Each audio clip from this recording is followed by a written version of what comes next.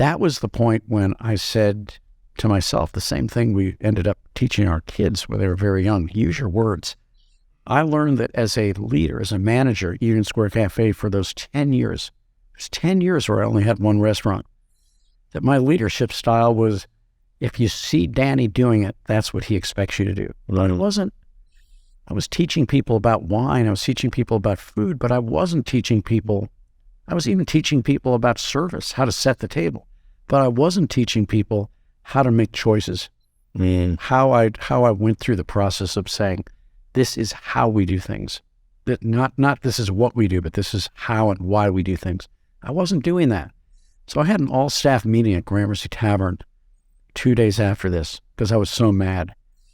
And that was the day that I said, number one, from this moment on, you need to understand that hospitality is our name. The way we make people feel is why people will either love this restaurant or not, over and beyond the food, how we make them feel. And I expect you to lead with generosity. I expect that you believe that you're never going to put us out of business by being generous to people. So true. And that act of being worried that guest was going to do us out of a half of a piece of salmon, because the manager said to me, well, how bad could it have been if she ate half of it? Of course we have to charge her. What if she gets away with that? I said, that does not ever carry anymore. And that was the day. That's a change in values, right? Change in values. And that was the day that I coined for the first time the expression enlightened hospitality. And I told our staff, I said, from this point on, you need to understand that we have the exact same 5 stakeholders as every other restaurant, every other business on earth. But we get to choose how we're going to prioritize them. And every time you make a choice, you have to ask yourself, was this a good thing for our staff? Because that's our first customer. Yeah. Is it a good thing for our guest? Because that's our second customer. Was it a good thing for the community in which we do business? Was it a good thing for our suppliers? And then fifth, was it a good thing for our investors? And that's when I coined the notion of this virtuous cycle of enlightened hospitality, that of course we want to make money. But in a virtuous cycle, one good thing keeps leading to something better. So if you really want to make money, the input should not be the investor. That should be the outcome. And if you really want to have happy customers, they should not be the first.